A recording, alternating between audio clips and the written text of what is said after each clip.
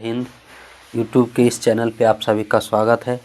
आज की क्लास में हम लोग पढ़ेंगे महाजनपद के बारे में। प्रीवियस क्लास में हम लोगों ने जनपद तक अध्ययन कर चुके थे। यदि आप हमारे चैनल पे नए हैं तो चैनल को सब्सक्राइब ज़रूर करें और लाइक शेयर ज़रूर करें। आइए पहले कल की क्लास का थोड़ा सा रिवीजन कर लेते हैं, उसके बाद आज महाजनपद की शुरुआत करते हैं।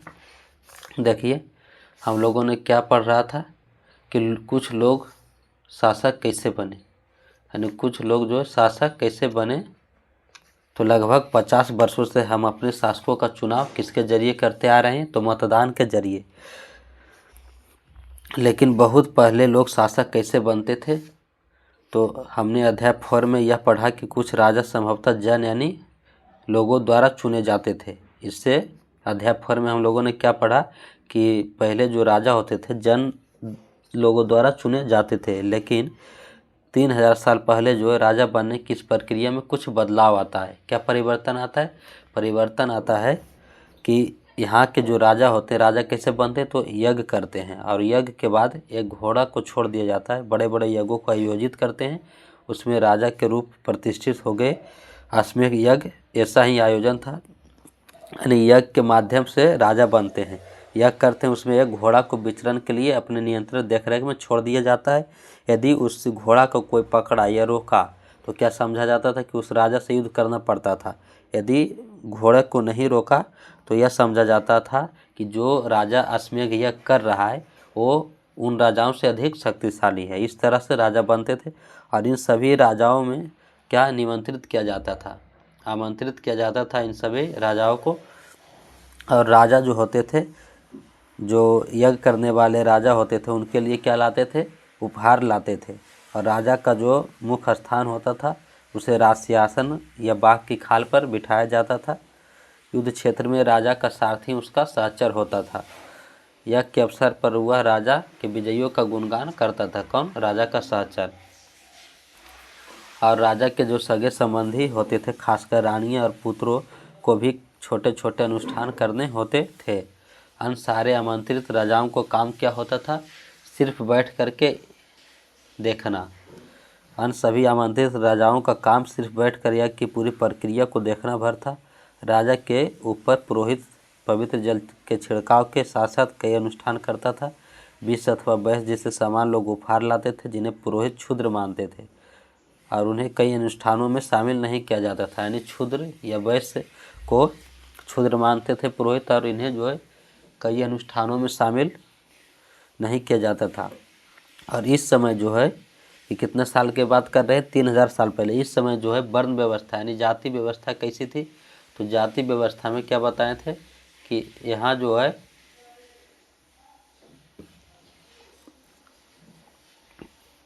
इस समय जो है ऋग्वेद के बाद उत्तर वैदिक ग्रंथ रचना की गई थी। कौन कौन से? सामवेद, यजुर्वेद, अथर्ववेद। इन सब को क्या बोलते हैं? उत्तर वैदिक ग्रंथ। तथा अन्य ग्रंथ शामिल हैं। पुरोहितों द्वारा रचित इन ग्रंथों में विभिन्न प्रकार के क्या मिलते हैं? अनुष्ठान तथा उनके संपादन की विधियां बताई गई तथा सामाजिक नियमों के बारे में भी बताया गया है। उस समय समाज में कई लोग समूह थे। कौन कौन समूह थे? तो पुरोहित, योद्धा, कृषक, पशुपालक, व्यापारी, शिल्पकार, श्रमिक, मछली पकड़ने वाले, जंगल में रहने वाले लोग शामिल थे। जहाँ कुछ पुरोहित तथा योद्धा वैभवशाली थे यानी अमीर थे, वहीं कृषक व्यापारी भी कुछ धनवान थे। तो दूसरी ओर पशुपालक, शिल्पकार, श्रमिक, मछली पकड़ने वाले, शिकारी तथा भोजन संग्राहक, ये सब क्या थे? निर्धन थे। यानी उस समय का समाज जो था गरीब अमीर में बटा हुआ था। और इतना ही नहीं, वर्ण व्यवस्था समाज को 4 भागों में बांटा था। ब्राह्मण जो था समाज को 4 वर्गों में बांटा गया था। वो 4 वर्ग क्या था? जिन्हें वर्ण कहते हैं। प्रत्येक वर्ण के अलग अलग कार्य निर्धारित थे। पहला वर्ण में था ब्राह्मण। उनका काम होता था वेदों का अध्ययन, अध्यापन और यज्ञ करना। और दूसरा स्थान पर कौन था? शासक, जिन्हें क्षत्रिय कहा गया। उनका काम होता था युद्ध करना और लोगों की रक्षा करना। तीसरे स्थान पर थे विश्व या वैश्य। इनमें कृषक, पशुपालक, व्यापारी आते थे। इनका काम क्या होता था? व्यापार आदि करना, खेती करना, पशुपालन करना। और क्षत्रिय और वैश्य दोनों को ही यज्ञ का अधिकार था। क्षत्रिय और वैश्य जो था दोनों को यज्ञ करने का अधिकार था, प्राप्त था। वर्णों में अंतिम स्थान पर किसे रखा गया? क्षूद्र को। इनका काम होता था अन्य तीनों वर्णों की सेवा करना। जो ऊपर के 3 वर्ण थे, ब्राह्मण, क्षत्रिय, वैश्य, तीनों वर्णों की सेवा करना किनका काम होता था? तो क्षूद्रों का काम होता था। इन्हें कोई अनुष्ठान करने का अधिकार नहीं था, यानी क्षूद्रों को कोई अनुष्ठान करने का अधिकार नहीं था। और औरतों को भी क्षूद्रों के ही समान माना गया है। महिलाओं तथा क्षूद्रों को वेदों का अध्ययन का अधिकार नहीं था। और इन सब के अलावा एक वर्ग और था जिन्हें बोला गया अछूत वर्ग। क्या बोला गया? अछूत वर्ग। अछूत वर्गों में कौन कौन लोग थे? तो शिल्पकार थे, शिकारी था, भोजन संग्राहक इनमें शामिल थे, और साथ ही शवों यानी को दफनाने वाले या जलाने वाले, यानी जो लाश को जलाते थे उनको दफनाने वाले लोग इसमें आते थे। और इन लोगों से संपर्क क्या माना जाता था? अपवित्र, यानी इन लोगों से संपर्क हो गया अपवित्र माना जाता था कि उसमें सटना नहीं है, छुआछूत की प्रथा थी। पुरोहितों के अनुसार सभी वर्ण का निर्धारण किनके आधार पर किया गया था? जन्म के आधार पर। किनके आधार पर किया गया था? जन्म के आधार पर। उसके बाद हम लोगों ने क्या देखा? जनपद। जनपद क्या बोले थे कि जनपद जो है अब राजा जो है जन के राजा ना होकर जनपद के राजा कहलाने लगे। और जनपद का शाब्दिक अर्थ क्या होता है? जन के बसने की जगह, यानी जनता के बसने की जगह जो होता है उसे क्या बोलते हैं? जनपद। जन के बसने की जगह। पुरातत्वविदों ने इन जनपदों की कई बस्तियों की खुदाई की है, जैसे दिल्ली में पुराना किला, उत्तर प्रदेश में मेरठ के पास क्या है? हस्तिनापुर, और एटा के पास अतरंजी खेड़ा इनमें प्रमुख है। खुदाई से पता चला है कि लोग झोपड़ियों में रहते थे, मवेशियों तथा अन्य जानवरों को पालते थे। वे चावल, गेहूँ, धान, जौ, दालें, गन्ना, तिल, सरसों जैसी फसलें उगाते थे। लोग मिट्टी के बर्तन बनाते थे। किस चीज़ के बर्तन बनाते थे? तो मिट्टी के बर्तन बनाते थे। लोग जो मिट्टी के बर्तन बनाते थे इनमें कुछ धूसर और कुछ लाल रंग के थे। याद रखना है, मिट्टी के बर्तन कैसे थे? धूसर और लाल रंग के। इन पुरास्थलों में कुछ विशेष प्रकार के बर्तन मिले हैं जिन्हें चित्रित धूसर पात्र के रूप में जानते हैं। यानी इन सब जो पुरास्थल है यहाँ से कुछ विशेष प्रकार के बर्तन मिले हैं जिन्हें कौन से नाम से जानते हैं? तो चित्रित धूसर पात्र। चित्रित धूसर पात्र के नाम से जाना जाता है। इनके नाम से ही स्पष्ट है कि इन बर्तनों पर चित्रकारी की गई है। नाम से ही स्पष्ट है, चित्रित धूसर पात्र, यानी इन बर्तनों पर चित्रकारी की गई है। यह आमतौर पर सरल रेखाओं और ज्यामितीय आकृतियों के रूप में है। आइए आज की क्लास अब पढ़ते हैं महाजनपद के बारे में। हम लोगों ने जनपद के बारे में अध्ययन किया कि इस समय जो थे जनपदों, अब जन के राजा न होकर के जनपदों के राजा हो गए। और इन्हीं जनपद में से ही कुछ जनपद जो है महत्वपूर्ण हो गए। देखिए, तो करीब 2500 साल पहले और 3000 साल पहले का अध्ययन किए थे, वो उत्तर वैदिक काल था। अब आगे 2500 साल पहले की बात है। करीब 2500 साल पहले कुछ जनपद अधिक महत्वपूर्ण हो गए। इन्हीं में से जो कुछ जनपद थे वो क्या हो गए? अधिक महत्वपूर्ण हो गए। इन्हें महाजनपद कहा जाने लगा। इन्हें क्या कहा जाने लगा? महाजनपद कहा जाने लगा। तो कुछ महाजनपदों को दिखाए गए मानचित्र फॉर्म में इसमें, जिसे है क्या है? वैशाली, मगध है, और इधर हस्तिनापुर, पांचाल, बज्जी, अंग, ये सब क्या कुछ महाजनपदों को दिखाए गए। अधिकतर महाजनपदों की एक राजधानी होती थी। अब देखिए महाजनपदों की विशेषता क्या थी? तो अधिकतर महाजनपद जो होते थे उनकी एक राजधानी होती थी और कई राजधानियों में किलेबंदी की गई थी। क्या की गई थी? किलेबंदी, अर्थात इनके चारों ओर लकड़ी, ईंट, पत्थर की ऊंची दीवारें बनाई गई थी। अधिकतर महाजनपद की क्या होता था? एक राजधानी होता था और इन राजधानी के चारों ओर जो है किलेबंदी की गई थी, लकड़ी, ईंट या पत्थर की ऊंची दीवारें बनाई गई थी। ऐसा लगता है कि लोगों ने अन्य राजाओं के आक्रमण के डर से यानी डर कर अपनी सुरक्षा के लिए इन किलों का निर्माण किया। ऐसा मालूम पड़ता है कि ये जो राजा थे अपने राजधानी के चारों ओर किले का निर्माण क्यों किए थे? तो ऐसा मालूम होता है कि शायद राजाओं के आक्रमण से डर कर अपनी सुरक्षा के लिए जो किलों का निर्माण किया करते थे। एक तो हो गया, एक बात यह है कि डर से किलों का निर्माण करते थे, और दूसरी बात कि कुछ राजा अपने राजधानी के चारों ओर विशाल ऊंची प्रभावशाली दीवार खड़ी कर अपनी समृद्धि का प्रतीक देते थे, यानी समृद्धि दिखाना चाहते थे कि हम जो इतना धनवान हैं। इस तरह का भी कुछ राजा करते थे, चारों ओर विशाल ऊंची प्रभावशाली दीवार खड़ी कर अपनी समृद्धि दिखाते थे, अपनी समृद्धि और शक्ति का भी प्रदर्शन करते थे, यानी कि हम जो है इतना शक्तिशाली हैं, इस तरह से बनवा करके दिखाते थे। इस तरह से किले के अंदर रहने वाले लोग, और तीसरा कारण क्या था, यदि किले हो गया चारों तरफ किला दीवार, उसके अंदर जितने भी लोग रह रहे हैं उन पर नियंत्रण रखना क्या आसान हो जाता था। तो एक कारण ये भी हो सकता है कि इस तरह से किले के अंदर रहने वाले लोगों और उस क्षेत्र पर नियंत्रण रखना जो है सरल हो जाता होगा। इस तरह की विशाल दीवार बनाने के लिए व्यापक योजना, और इस तरह की यदि विशाल दीवार बन रहा है तो इसमें क्या एक योजना की ज़रूरत पड़ेगी, व्यापक योजना की आवश्यकता थी, और लाखों की संख्या में ईंटों तथा पत्थरों का इंतजाम करना पड़ता था। हजारों स्त्री पुरुषों तथा बच्चों ने इसके लिए अथक परिश्रम किया होगा। बताइए, यदि बहुत बड़ा दीवार बन रहा है इतना विशाल, तो इसमें जाहिर सी बात है कि लाखों लोगों ने काम किया होगा, मजदूर, और ईंट पत्थर का इंतजाम करना पड़ता था। हजारों स्त्री पुरुष तथा बच्चों ने इसके लिए अथक परिश्रम किया होगा। इनके लिए संसाधनों की आवश्यकता पड़ती होगी। इनके लिए क्या संसाधन चाहिए। अब राजा जो था सेना रखने लगे थे। देखिए, अब का राजा जो है, ऋग्वैदिक काल में क्या बोले थे, उस समय जो राजा था ना ही उनके पास सेना थी, ना ही राजधानी था, कोई स्थायी सेना नहीं रखते थे, ना ही उनका पद वंशानुगत था। लेकिन यहाँ पे देखिए, अब राजा जो है सेना रखने लगे, सिपाहियों को नियमित वेतन, उस समय कर भी नहीं लगाया जाता था। आप देखिए, नियमित वेतन देकर पूरे साल रखा जाता था। वेतन दे रहा है और पूरे साल रख रहा है, और यहाँ पे कर भी लगाया जाता है। कुछ भुगतान संभवतः आहत सिक्कों के रूप में होता था। आहत सिक्कों के बारे में हम लोग जो अध्याय 8 में पढ़ेंगे। आहत सिक्के के रूप में भुगतान दिया जाता था। यदि सिपाही या राजा के यहाँ कोई काम कर रहा है तो उनका जो वेतन दिया जाता था, भुगतान संभवतः आहत सिक्कों के रूप में दिया जाता था। उस समय जो सिक्का था उसे क्या बोलते हैं, आहत। आहत सिक्कों के बारे में अध्याय 8 में पढ़ेंगे। तो अब राजा क्या रखने लगे थे, सेना रखने लगे थे। सिपाहियों को नियमित वेतन देकर उन्हें पूरे साल रखा जाता था, यानी अस्थायी सेना हो गया। कुछ भुगतान इन्हें दिया जाता था। यहाँ तक क्लियर।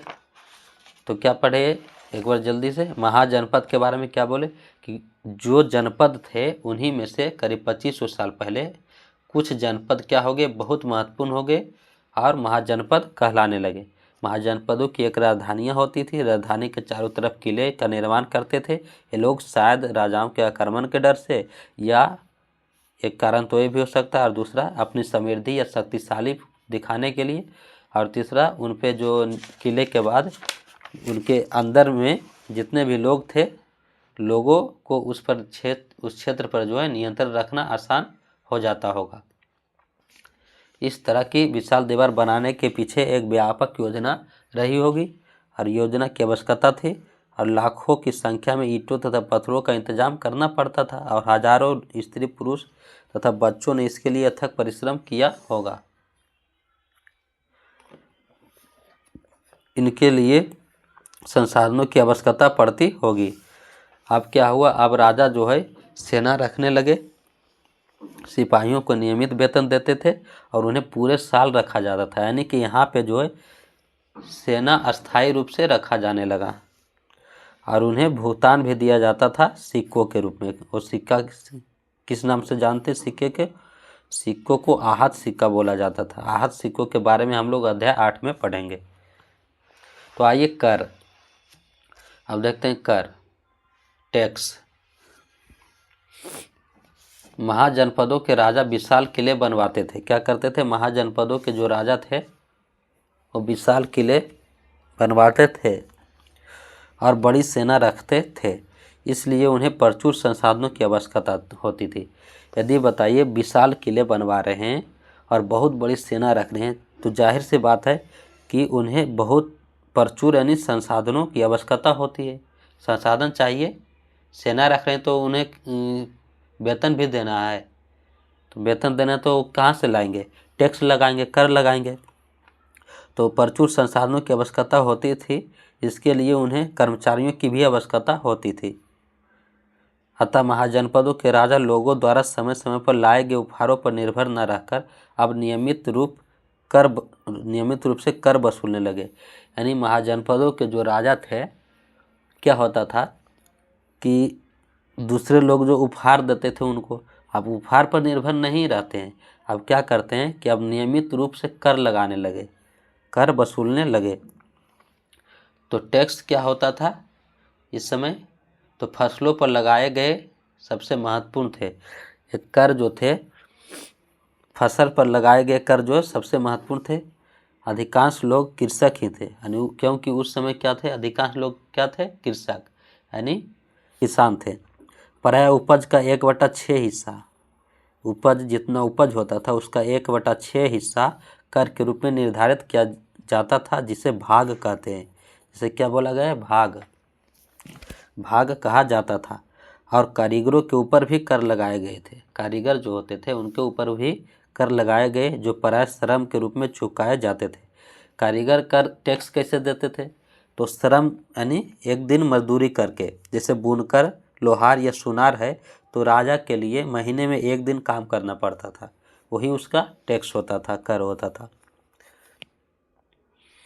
और पशुपालकों को जानवरों या उनके उत्पाद के रूप में कर देना होता था। पशुपालक पे भी कर लगाया गया था। जो पशु पालते थे वो जानवरों या उनके उत्पाद के रूप में कर देते थे। यानी जानवर जैसे गाय है तो दूध धर लाया, दूध दे दिया, वही उसका कर हुआ। या जानवर है, बकरी है, तो मीट मांस इस तरह के रूप में देते थे। बकरी या उनके उत्पाद को, जानवरों या उनके उत्पाद को कर के रूप में देते थे। कौन? पशुपाल को। और व्यापारियों और को सामान खरीदने बेचने पर भी कर देना पड़ता था। यानी सामान खरीद बेच रहा है व्यापारी, तो वो भी कर देते थे। आखेटकों तथा संग्राहकों को जंगल से प्राप्त वस्तुएं देनी होती थी। जो आखेटक और संग्राहक होते थे ये भी टैक्स देते थे, जंगल से प्राप्त वस्तुएं देनी होती थी। तो कर व्यवस्था यहाँ 2500 साल पहले जो महाजनपद था, इस समय कर व्यवस्था कैसी थी? तो किस प्रकार की थी? तो 1/6 हिस्सा कृषि से लिया जाता था, यानी जितना उपज था उसका 1/6 भाग, ये सब किसानों पे टैक्स था। कारीगरों से किस प्रकार से लिया जाता था? तो महीने में एक दिन जो है राजा के यहाँ काम करना पड़ता था। पशुपालक और पशुपालकों जो थे वो जानवरों या उनके उत्पाद को के रूप में कर देते थे।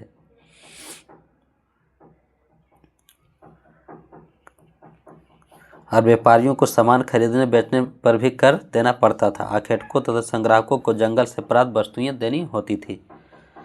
अब देखते हैं इस समय जो कृषि में परिवर्तन आता है।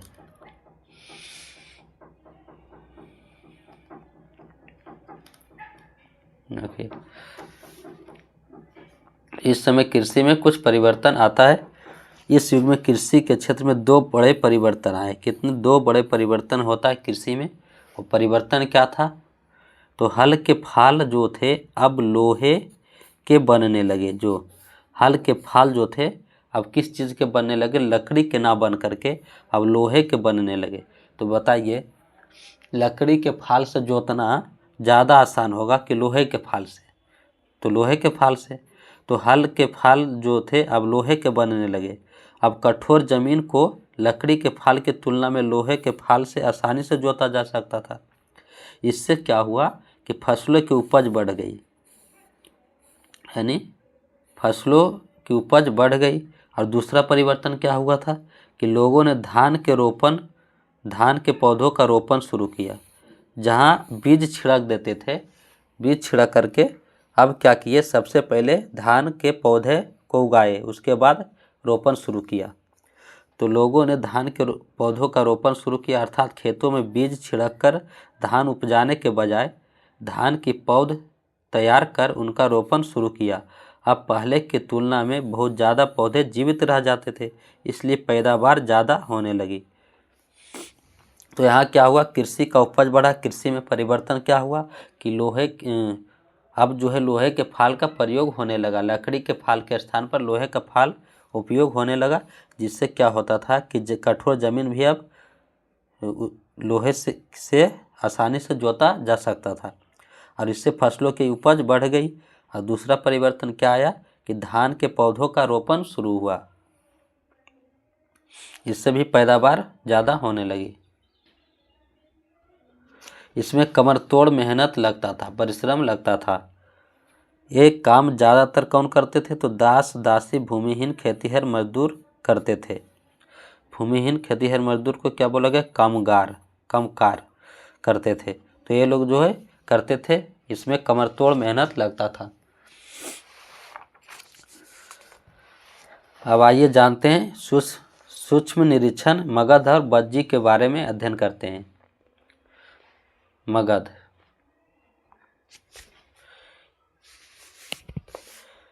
मगध ढूंढो, मानचित्र 4 में मगध ढूंढो। लगभग 200 सालों पहले मानचित्र 4 में मगध ढूंढते हैं। मगध देखिए इसमें कहाँ पे मगध, तो मगध यहाँ पे है। मगध क्या है, मगध।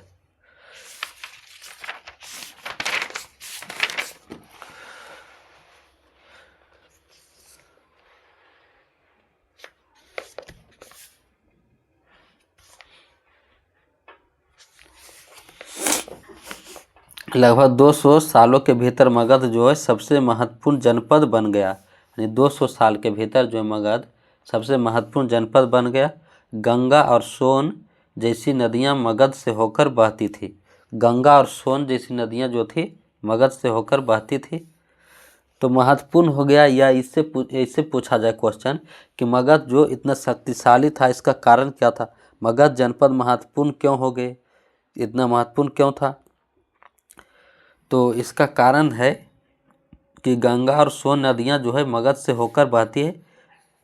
तो इससे फ़ायदा क्या हुआ कि यातायात आसान, जल वितरण, ज़मीन को उपजाऊ बनाने के लिए बहुत महत्वपूर्ण थी।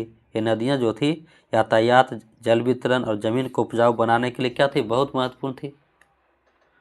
और क्या हो सकता है कारण कि मगध का एक हिस्सा जंगलों से भरा था। मगध का एक हिस्सा जो था जंगलों से भरा था। इन जंगलों में रहने वाले हाथियों को पकड़कर उन्हें प्रशिक्षित कर सेना के काम में लाते थे। तो दूसरा कारण यह हो सकता है महत्वपूर्ण जनपद किस प्रकार बना। तो पहला कारण कि यहाँ से गंगा और सोन जैसी नदियाँ हैं जो क्या है, यातायात के लिए बहुत महत्वपूर्ण है, जल वितरण और ज़मीन को उपजाऊ बनाने के लिए बहुत महत्वपूर्ण थी। दूसरा कारण है कि मगध का एक हिस्सा जंगलों से भरा हुआ था, और जंगल से उन्हें क्या क्या मिल सकता है। एक तो क्या कर सकते थे, सेना के काम में लाते थे। किनको, हाथियों को पकड़ करके उन्हें प्रशिक्षित करके सेना में काम में लाया जाता था। और यही नहीं, जंगलों से घर, गाड़ियाँ, रथ बनाने के लिए लकड़ी मिलती थी। जंगल से हमें लकड़ी मिलती थी, किसके लिए, उस समय घर बनाना है तो लकड़ी चाहिए, और गाड़ियों के लिए, रथ बनाने के लिए लकड़ी मिल जाती थी आसानी से। और इसके अलावा इस क्षेत्र में लोहे के अयस्क भी थे। बताइए, लोह के अयस्क भी थे, यानी खदानें भी थे। इससे क्या होता था, तो मजबूत औजार मिल जाता था। हथियार बनाने के लिए लोहा बहुत उपयोगी थे। तो मगध में और इन सब कारणों से के कारण एक और कारण है, जो मगध में 2 बहुत ही शक्तिशाली शासक बिंबिसार तथा अजातशत्रु हुए। मगध में 2 बहुत ही शक्तिशाली शासक बिंबिसार तथा अजातशत्रु हुए। अन्य जनपदों को जीतने के लिए ये हर संभव क्या करते थे, प्रयास करते थे। महाजनपद एक और महत्वपूर्ण शासक थे, महापद्मानंद। महापद्मानंद भी एक और महत्वपूर्ण शासक थे। उन्होंने अपने नियंत्रण का क्षेत्र इस उपमहाद्वीप के उत्तर पश्चिमी भाग तक फैला दिया था। और मगध की राजधानी कहाँ था, बिहार राजगीर जो है, आधुनिक राजगीर, कई सालों तक मगध की राजधानी बनी रही। बाद में पाटलिपुत्र जो है, पटना को राजधानी बनाया गया। तो यहाँ देखिए, यदि आपसे पूछा जाए कि लगभग 200 सालों के भीतर मगध जो था उस समय क्यों महत्वपूर्ण हो गया था, इतना महत्वपूर्ण कैसे बन गया, तो इन सब का कारण क्या है। कारण है कि गंगा और सोन जैसी नदियाँ जो थी मगध से होकर बहती थी और उसके कारण यातायात में उन्हें सुविधा मिलती थी, जल वितरण, जल आसानी से, और ज़मीन को उपजाऊ बनाने के लिए नदियाँ जो थी बहुत महत्वपूर्ण थी, जिससे कृषि अच्छा होता था। और मगध का एक हिस्सा जो था क्या था, जंगलों से भरा पड़ा था। उससे हाथी को पकड़ सेना में काम में लाते थे, हाथी को पकड़ करके। और दूसरा लकड़ी मिल जाता था, जिससे रथ बनाते थे, घर बनाते थे, गाड़ियाँ बनाते थे। और इतना नहीं, यहाँ पे अयस्क लौह अयस्क की खदानें भी थी, तो जिससे क्या होता था कि मजबूत हथियार हमें मिल जाते थे, औजार हथियार बनाने के लिए, जिससे ये जो बहुत उपयोगी थे। और इतना ही नहीं, मगध में जो है 2 बहुत महत्वपूर्ण शासक भी हुए, बहुत ही शक्तिशाली, जैसे बिंबिसार और अजातशत्रु। और इन सब के अलावा एक और शासक महापद्मानंद एक और महत्वपूर्ण शासक थे। उन्होंने अपने नियंत्रण का क्षेत्र उपमहाद्वीप के उत्तर पश्चिमी भाग तक फैला दिया था। तो मगध की राजधानी कहाँ थी? तो सबसे पहले जो है राजगीर बनाया गया। राजगीर कई सालों तक बनी रही, बाद में पाटलिपुत्र को राजधानी बनाया गया। यहाँ तक क्लियर। अब 2300 साल से भी पहले की बात है, 2300 साल से भी पहले की बात है। मैसिडोनिया का राजा सिकंदर, मैसिडोनिया का राजा कौन था? सिकंदर। विश्व विजय करना चाहता था, पूरी तरह सफल न होने पर भी वह मिस्र और पश्चिमी एशिया के कुछ राज्यों को जीतता हुआ भारतीय उपमहाद्वीप में ब्यास नदी के किनारे पहुंच गया था। यानी मैसिडोनिया का जो राजा था सिकंदर, 2300 साल पहले विश्व विजय करना चाहता था। क्या करना चाहता था? विश्व विजय, यानी पूरी दुनिया को जीतना चाहता था। पूरी तरह सफल ना होने पर भी वह मिस्र और पश्चिमी एशिया के कुछ राज्यों को जीतता हुआ भारतीय उपमहाद्वीप के ब्यास नदी के किनारे तक पहुंच गया था। जब उसने मगध की ओर कूच करना चाहा तो उसके सिपाहियों ने इनकार कर दिया। क्या कर दिया? उनके सिपाही जो थे इनकार कर दिए। वे इस बात से भयभीत थे कि भारत के शासकों के पास पैदल, रथ और हाथियों की बहुत बड़ी सेना थी। इससे वे उनके सैनिक जो थे डर गए और ब्यास नदी से आगे बढ़ने से इनकार कर दिए। यहीं से जो सिकंदर लौट जाता है और बीमारी के कारण फिर उसकी मौत हो जाती है। तो ये है मगध की चर्चा की है। आप जानते हैं बज्जी के बारे में, बज्जी संघ। जैसा कि तुमने ऊपर पढ़ा, मगध एक शक्तिशाली राज्य बन गया था। मगध एक शक्तिशाली राज्य बन गया था, उसके नज़दीक ही बज्जी राज था। थोड़ा सा मैप में भी देख लेते हैं इसको। बज्जी देखिए, मगध के नज़दीक ही क्या है? बज्जी। यहाँ पे बज्जी, जिसकी राजधानी कहाँ था? वैशाली।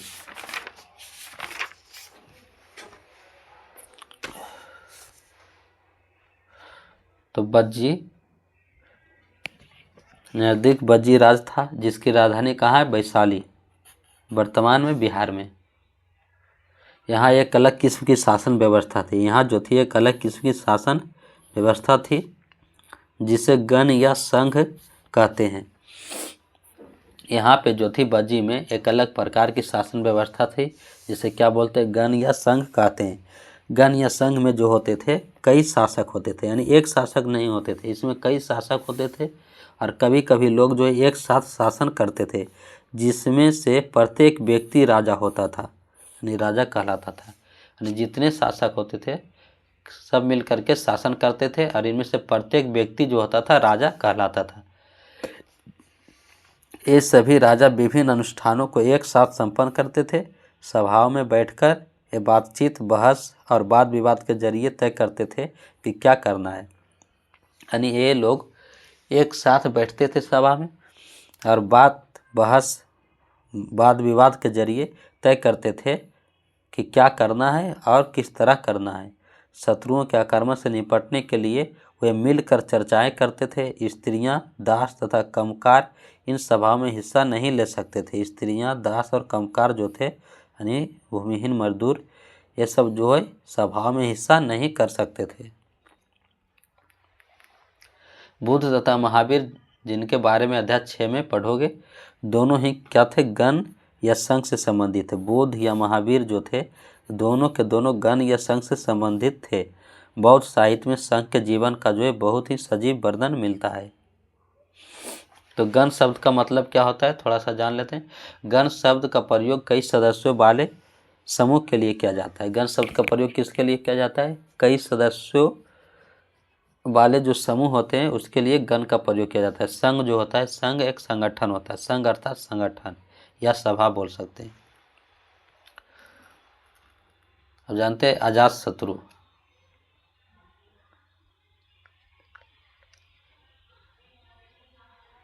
देखिए बज्जी संघ का यह वर्णन, बज्जी संघ का वर्णन जो दिया गया दीघ निकाय से लिया गया है। यहाँ पे जो बज्जी संघ का वर्णन यहाँ पे पढ़ें, इसका वर्णन कहाँ से लिया गया है, तो दीघ निकाय से लिया गया है। दीघ निकाय एक प्रसिद्ध बौद्ध ग्रंथ है, याद रखना है। दीघ निकाय जो है, दीर्घ निकाय, यह प्रसिद्ध बौद्ध ग्रंथ है जिसमें बुद्ध के कई व्याख्यान दिए गए हैं। इन्हें करीब 2300 साल पहले लिखा गया था। कितने सौ साल पहले, 2300 साल पहले लिखा गया था। तो बज्जी संघ का यह वर्णन कहाँ से लिया गया है, दीघ निकाय से। दीघ निकाय जो है एक प्रसिद्ध बौद्ध ग्रंथ है। क्या है, बौद्ध ग्रंथ है जिसमें बुद्ध के कई व्याख्यान दिए गए हैं। इन्हें करीब 2300 साल पहले लिखा गया था। अजात शत्रु और बज्जी संघ। अजात शत्रु जो है बज्जी संघ पर आक्रमण करना चाहते थे।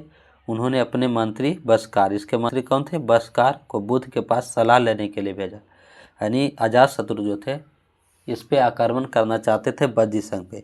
तो उन्होंने सबसे पहले अपने मंत्री बस्कार को बुद्ध जो थे उनके पास सलाह लेने के लिए भेजा गया। बुद्ध ने उनसे पूछा कि क्या बज्जी सभाएं नियमित रूप से होती है तथा उनमें सभी सदस्य उपस्थित होते हैं। जब उन्हें पता चला कि ऐसा होता है, उन्होंने कहा कि बज्जीवासी तब तक उन्नति करते रहेंगे जब तक, यानी बुद्ध ने उनसे पूछा उनके मंत्री से, क्या बज्जीवासी जो है वहाँ नियमित सभाएं होती है, उनमें सभी सदस्य उपस्थित होते हैं। जब उन्हें पता चला कि ऐसा होता है, तब उन्होंने क्या कहा कि बज्जीवासी तब तक उन्नति करते रहेंगे जब तक, पहला ये पूर्ण रूप से नियमित सभाएं करते रहेंगे, तब तक उन्नति करते रहेंगे, और आपस में मिलजुल कर काम करते रहेंगे, पारंपरिक नियमों का पालन करते रहेंगे, बड़ों का सम्मान समर्थन और उनकी बातों पर ध्यान देते रहेंगे, तब तक उन्नति करते रहेंगे। और उन्होंने क्या कहा कि बज्जी महिलाओं के साथ जोर जबरदस्ती नहीं करेंगे और उन्हें बंधक नहीं बनाएंगे। शहरों तथा गांव में चैत्यों का रखरखाव करेंगे, विभिन्न मतावलंबी संतों का सम्मान करेंगे और उनके आने जाने पर कोई रोक नहीं लगाएंगे, तब तक उन्नति करते रहेंगे और उन्हें नहीं हराया जा सकता। तो इसीलिए क्या हुआ, कई शक्तिशाली राजा इन संघों को जीतना चाहते थे। उसके बावजूद उनका राज अब से लगभग 1500 साल पहले तक चलता रहा। यानी बज्जी संघ जो था 1500 साल पहले तक चलता रहा। उसके बाद गुप्त शासकों ने गण और संघ पर विजय प्राप्त कर उन्हें अपने राज्य में मिला लिया था। इस तरह से यह अध्याय समाप्त होता है। तो आज की क्लास में हम लोगों ने क्या अध्ययन किया, मगध के बारे में, बज्जी के बारे में, महाजनपद के बारे में। तो महाजनपद जो है करीब 2500 साल पहले की बात है। क्या जनपद जो थे, कुछ जनपद महत्वपूर्ण हो गए, उसे क्या बोला गया, महाजनपद बोला गया। महाजनपदों की एक राजधानियाँ होती थी, राजधानी के चारों ओर किले बनवाते थे, शायद आक्रमण के डर से या अपनी समृद्धि या शक्तिशाली दिखाने के लिए, या उन पर नियंत्रण, वहाँ के उस क्षेत्र पर नियंत्रण रखना आसान हो जाता था। इस कारण भी और इन सब में एक व्यापक योजना की आवश्यकता पड़ती थी और इनमें लाखों की संख्या में ईंट और पत्थर की ज़रूरत होती थी। स्त्री पुरुष हजारों की संख्या में यानी मजदूर लगाए जाते थे।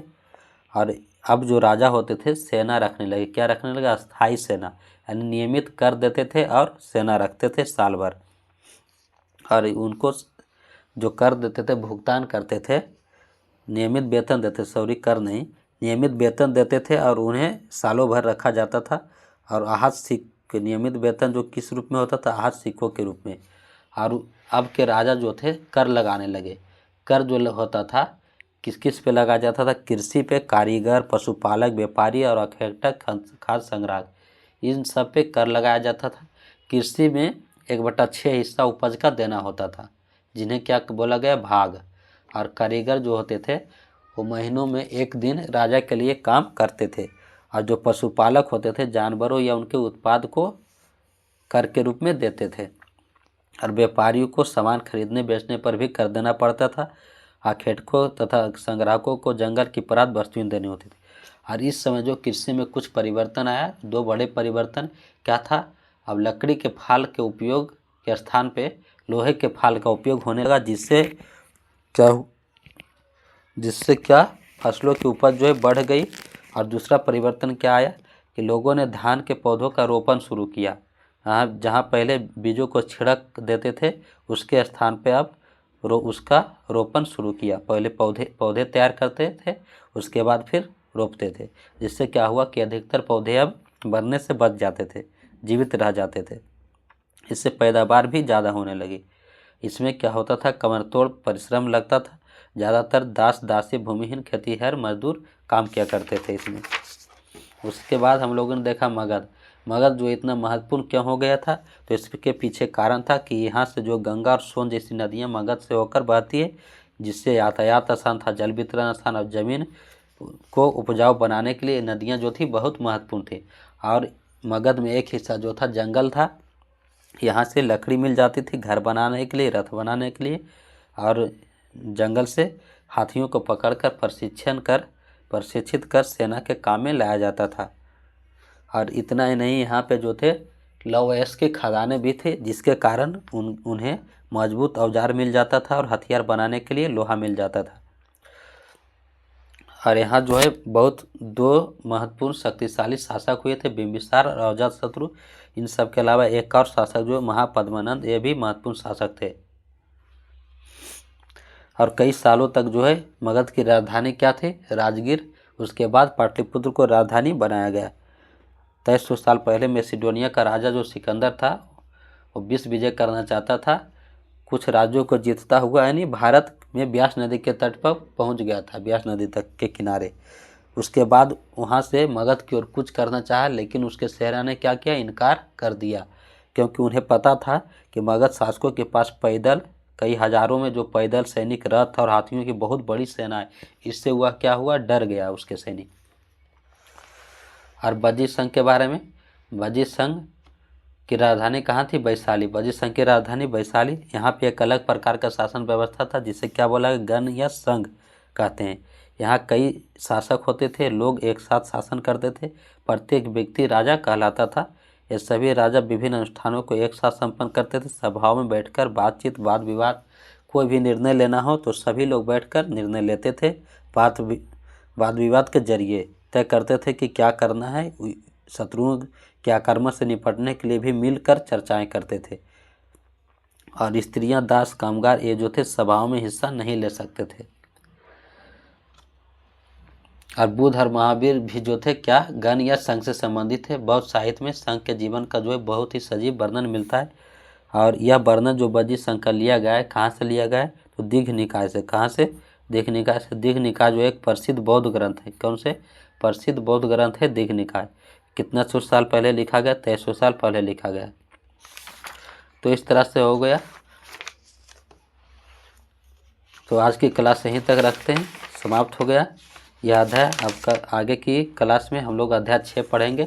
इसमें नए प्रश्न, नए विचार, बुद्ध की कहानी के बारे में पढ़ेंगे इसमें। ठीक, तो आज की क्लास यहीं तक रखते हैं। यदि आपको क्लास अच्छा लग रहा है तो लाइक शेयर ज़रूर करें और कमेंट सेक्शन में बताएं कि आपको क्लास कैसा लग रहा है। ठीक है, अपना ख्याल रखें। धन्यवाद।